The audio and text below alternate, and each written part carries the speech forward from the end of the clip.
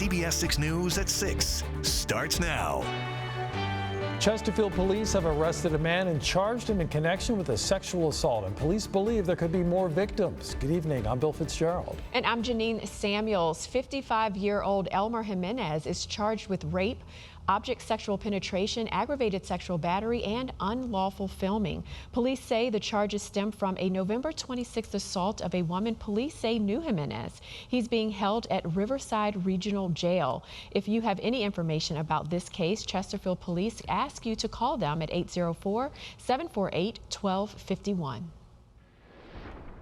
After what they claim was an unintentional omission, VCU police say the number of rapes and other acts of sexual violence that occurred on campus over the last 2 years are actually much higher than first reported. Our Cameron Thompson is on campus now to explain what the new numbers show. Cam? Yeah, and Bill, VCU police say they have updated their numbers to comply with federal regulations on this issue, meanwhile implementing some changes to hopefully make sure this doesn't happen again in the future. In its annual crime report published earlier this year, VCU said there had been 3 rapes committed on its main campus in Richmond in both 2022 and 2021. However, the university says those numbers were inaccurate because some data was missing.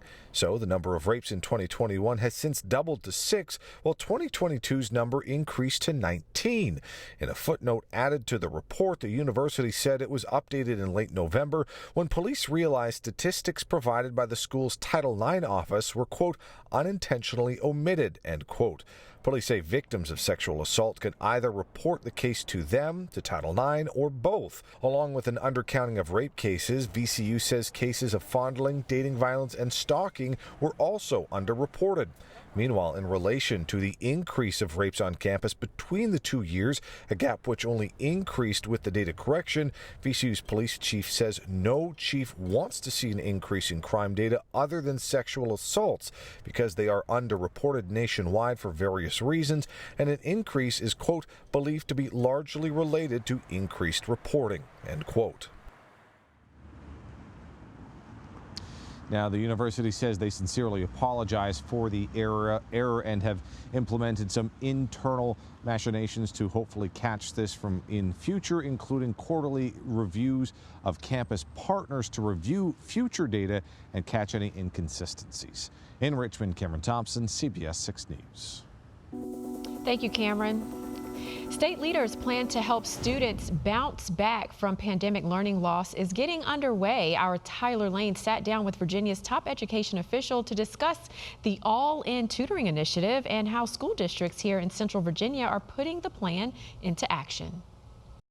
As parents across the Commonwealth notice their children struggle to keep up in school, these kids have never been further behind due to the impacts of COVID-19 and virtual learning. From what I've noticed, and they're very weak a little bit in the reading and the math area. It's kind of challenging to them. Virginia's top leaders have a plan to address it with an allotment of $418 million from the state to school divisions to combat learning loss, or the All-In Initiative, which is now underway. I think it's going fantastic. I'm really proud of our school divisions. Dr. Lisa Coons is the superintendent of public instruction for the Virginia Department of Education. She says the program came about after low SOL scores showed that our schools were recovering at a slower pace than schools in other states. One of the things that Virginia has been doing is all their school divisions have been working very hard, but no one was bringing in the new research, the new evidence, the new experiences that were really changing learning recovery for students. All In calls for high-intensity tutoring for failing or at-risk 3rd through 8th grade students in reading and math, which would qualify 50% and 66% of all Virginia students in those subjects. Nationally, data from the U.S. Department of Education last year shows that just 11% of students received high-dosage tutoring in school. Looking at the trends nationally, do those numbers seem doable and achievable. That doesn't mean that 50% or 66% of our students aren't already receiving support. It's just helping us understand the volume of students who are at risk. And it is ambitious. She says every district is doing it differently. For example, Chesterfield hired 53 tutoring coaches and utilizing digital tools and online tutoring resources, though at least one school board member there pushed back, saying what the district really needs from the state is mental health support. What might, along those lines, help our kids more than tutoring in a time of stretched resources? And while our tutoring program is great, the research shows that online tutoring doesn't work for literacy. But the superintendent was quick to disagree. We think the materials that we have into place, the people we have in the buildings, are going to be very successful. Richmond says they're hiring 90 additional tutors and already received 100 applications. Hanover says they're actively filling positions and will implement the All-In program in January. Henrico says they're not making any big changes, just expanding upon existing resources. There's some school divisions who are rolling out a much larger tutoring program where other school divisions already had some of these things started. So what we want to see at the end of the year is that all students are being supported. And I asked Dr. Coons if there were any challenges finding available tutors in a time when we know some districts continue to face teacher vacancies. She said she hasn't heard any of those concerns, but she says the plan allows for flexibility in the case that a division is struggling to find staff or fill positions. In the studio, I'm Tyler Lane, CBS 6. Bill? All right, thanks, Tyler. Alexandria, Virginia could soon become the home of the Washington Capitals and the Washington Wizards. That tentative deal was announced by the governor today for the NHL and NBA teams. Sports director Lane Casadante joins us now in the studio to break down the deal and what comes next. Lane? Janine, Governor Youngkin aims to cross Virginia off the list of states that do not host a major professional sports team by bringing 2 of them across the Potomac into Alexandria in the next 5 years. Youngkin announced a new $2 billion sports and entertainment district slated for Potomac Yard next to Reagan Airport in Northern Virginia. The centerpiece of the new complex will be an arena to host the Wizards and Capitals, who currently play in downtown D.C. and have since 1997. This development will also be the home of Monumental Sports Network, a convention center, performing arts center, as well as hotels and retail space. Youngkin pledges it will also be built without public money, but is projected to be a huge benefit to Virginia's overall economic development. No upfront investment, harnessing the financial horsepower of the future incremental taxes and other revenues with an estimated $12 billion of economic contribution to Virginia and the city of Alexandria over the coming decades.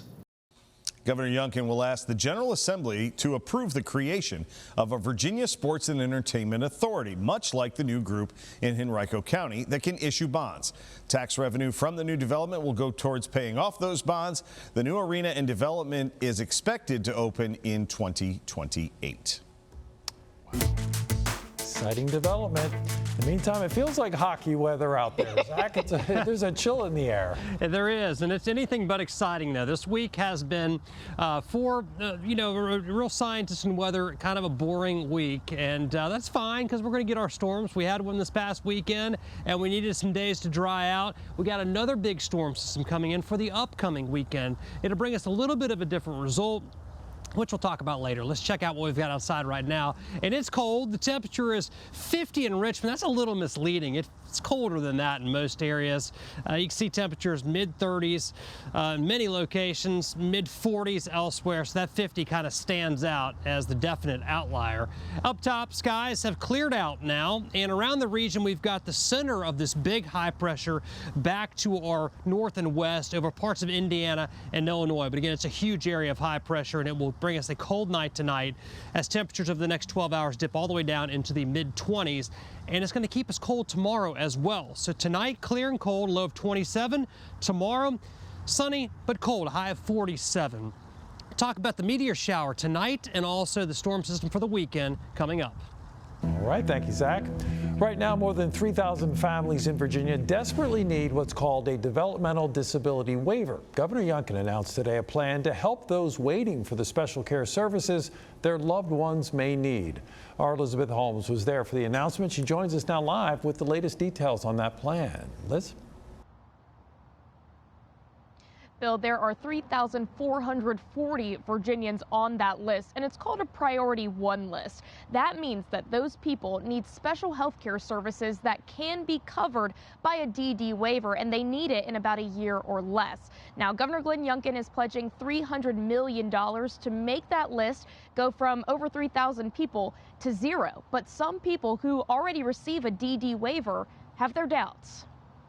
So today I want to tell you, first, my friends who've been on this journey with us, that I will include in the budget that I am announcing next week more than $300 million over the biennium to ensure that 3,440 people waiting on that list will receive their DD waiver.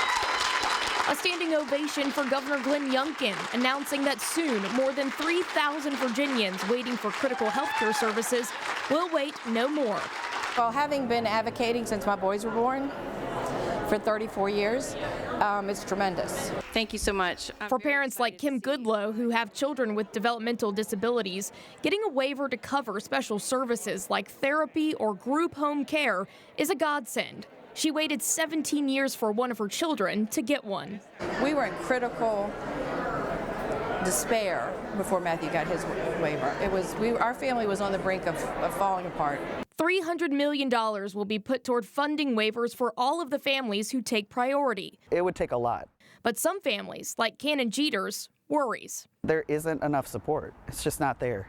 Our Melissa Hippolyte interviewed Jeter back in June. Jeter has a teenage son who has autism, is nonverbal, and sometimes can become violent. They say they waited years to get appropriate care, even on a waiver he received when he was 7. Just because families have a waiver, Jeter says staffing shortages mean even those with a waiver will have to wait. I'm concerned with what that next step's going to look like for them, how many times they'll get the waiver and think they have things in place that are going to help them, just to be told there's a year-long wait list, there's a 2-year-long wait list, we don't have enough staff. We took Jeter's concerns to the governor. The supply of funds that will put into the market with the demands for more services will foster the creation of more capacity. We're putting a real emphasis on healthcare workforce in our entire career path and multi-path training in Virginia. So we've got lots of work to do, but the great thing is, I think we've got a lot of effort in trying to close not just the gaps on the Priority 1 wait list, but also the supply of workforce and the need for more capacity. Now, Youngkin also announced an additional $2.3 million that would go toward electronic home-based support operations that would go to Virginian families in need. In Richmond, I'm Elizabeth Holmes, CBS 6 News. Thank you, Liz. The holidays can be tough for anyone, especially if you're preparing for the arrival of a baby. Next, see how our Melissa Hippolyte surprised some new moms with some needed supplies for our CBS 6 month of giving. Lane? Janine, coming up in sports, why a federal judge's ruling in West Virginia could have an impact on this Saturday's VCU basketball game. And more on Governor Youngkin's plans to bring the Wizards and Capitals to Northern Virginia.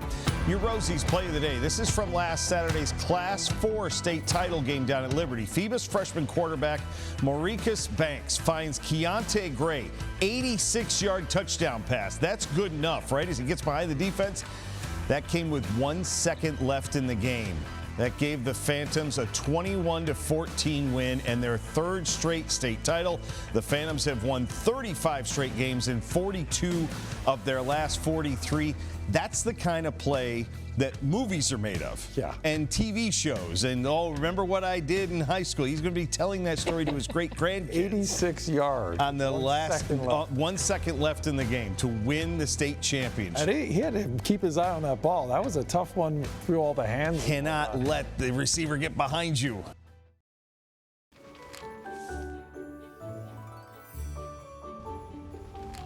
As part of our CBS 6 Month of Giving, we are making the season brighter for a group of women in need of support. With the help of our friends at Virginia Credit Union, our Melissa Hippolyte surprises several new moms with a very important item for their babies.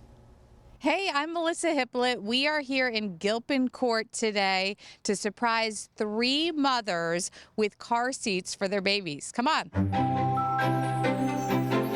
My name is Melissa Hippolyte. I'm a reporter at CBS 6. I'm also very pregnant. And at CBS 6, we do something called 6 Gives, where we give back to deserving people in our community.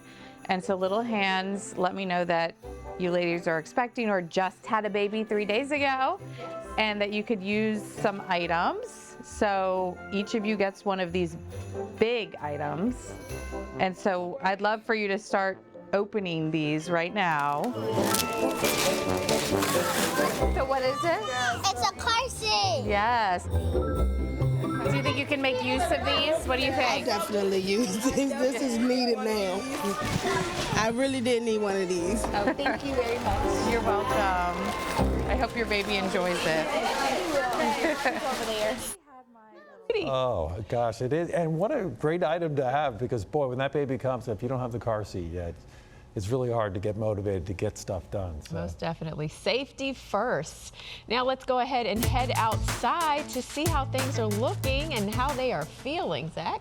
They are looking clear, dark as well, and it is cold out here, guys. It's just going to be getting colder tonight as another area of high pressure settles in with a colder and drier air mass than what we had for today. And today was actually pretty comfortable. Let me show you how the numbers shook out. This morning it was 29, but we jumped all the way up to 59 this afternoon. It actually felt really good with all the sunshine around. But now a cold front has come through. It's ushering in colder air. Tomorrow we will stay in the 40s, so it will be noticeably colder for tomorrow. Outside right now, we're checking in at 50 degrees. It's a bit misleading, though. I think it's colder than that. The temperature sensor out at the airport is not necessarily representing how it feels here in the Museum District. Look at the pressure, 30.58 inches of mercury. That is very high pressure and continues to rise. Temperatures all across Virginia at this time, about half of them are in the 30s. The others are all in the 40s, except, of course, here in Richmond, where we're sitting, oddly, at 50 degrees. I think somebody's breathing on the sensor down there or something. All right, skies are clear here. That bodes well for the Geminid meteor shower tonight. This is annually a really good meteor shower, very bright meteors, and there were 22 recorded fireballs last night, so there'll be more of those tonight. The only drawback is that it is going to be a cold night, which it typically is in December when this meteor shower comes around. But give yourself some time, go out there, even if you see just one of those fireball meteors that leave a smoke trail, it's worth going out there for. Skies are clear right now. High pressure will continue to settle in, so that'll keep skies sunny for tomorrow, but it'll keep us cold as well. Next storm system is developing really in 2 parts. This is the main part here across the 4 corners. You see all the snow and rain it's cranking out. The other part is way up in Canada. They'll kind of merge and develop a nor'easter that's going to move up the coast as we get into the end of the weekend. Lows tonight are going to be in the 20s, some low 20s back to our north and west, and highs tomorrow going to stay in the 40s for most locations. If anybody gets to 50, it's going to be out west and just 50. So it's going to be pretty chilly today, or tomorrow, chillier than it was today. All right, 43 degrees for your noon temperature tomorrow, up to 47, light and variable winds. Rest of tonight, skies will stay clear. Tomorrow, sunshine throughout the day. As we get into Friday, another sunny day and a little milder day, back up in the mid-50s on Friday. And then Saturday, the clouds will start to move in. This is Sunday we're looking at. The rain will overspread the area. Looks like rain will be heavy at times. There'll be some wind with this. All kind of depends on the exact track of the low as to where we're going to see the strongest winds and the heaviest rain. It looks like the snow is going to be confined to the mountains way back to our west. So widespread 1 to 2 inch rainfall total. Some areas 2 to 3. Wind gusts over 30 miles per hour in a pretty widespread area. Some gusts could get over 40. And snow, just not enough cold air for that. It looks like it's going to be confined back to the mountains. There'll be some coastal flooding from this as well. All right, tomorrow sunny but cold. Friday sunny and not as cold. Should be a great outdoor day coming up on Friday. 57 Saturday, that'll be your weekend day to be outside. Sunday will not, as rain will move in and rain will become heavy at times, and it'll stick with us through Monday. 5, 4, 3, 2, 1. the Loyalty Automotive CBS 6 Sports Desk. Good evening, everyone. A federal judge in West Virginia has issued a temporary restraining order against the NCAA regarding student athletes who transfer schools more than once. Judge John Preston Bailey agreed with a lawsuit filed saying the NCAA's rule limiting transfers violates antitrust laws. But that order is only good for the next 14 days. VCU guard Joe Bamaseal, who would be eligible to play under this temporary ruling, but it's unclear tonight whether he will suit up for the Rams this Saturday against Temple. Any appeal in the opposite direction could cost Bamaseal his ability to play beyond this season if he loses his redshirt year. VCU is considering all of their options in this matter. They will have a more definite statement on the ruling and Bamaseal's status tomorrow. As we've been reporting all afternoon, Governor Glenn Youngkin announced a new sports and entertainment development in Alexandria that will be the new home for the Capitals and Wizards, as well as the Monumental Sports and Entertainment Company. The project in Potomac Yard will have a new arena for both teams and finally cross Virginia off the list of states that do not host major league professional sporting events. New arena is scheduled to be up and running by 2028 and will include a new performing arts center as well as other retail outlets, but most importantly will bring the NBA and the NHL to the Commonwealth full time. You're also the only state, the most successful state without professional sports teams. So I think this is a big moment that kind of is a capstone for that journey on making Virginia a major driver and a major part of this whole new economy. For the first time since 2011, the Richmond area did not have a public school team win a state football championship. The Benedictine Cadets did win the private school Division I title over Trinity, but the closest any public school came was Highland Springs' loss to Freedom of Woodbridge in the Class 6 title game this past Saturday.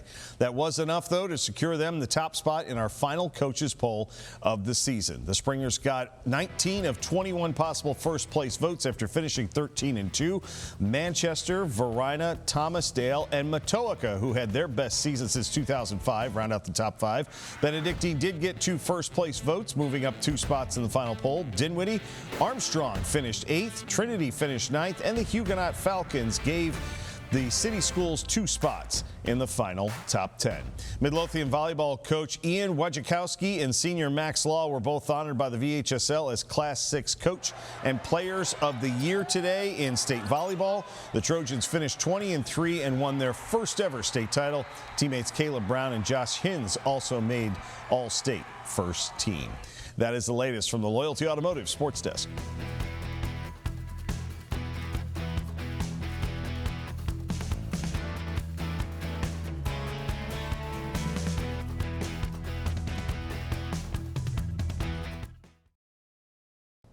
So it's a pretty clear night out there for meteor sightings. Yeah, it's a good meteor shower. It's pretty reliable. The meteors are bright with this particular meteor shower, but you're going to have to wrap up because you're sitting in one spot. You're not moving at all, so you don't have the benefit of getting the blood pumping when you're out there looking for them. But if you go out there, you see some bright meteors, let me know on social media. If not, just sit by the fire.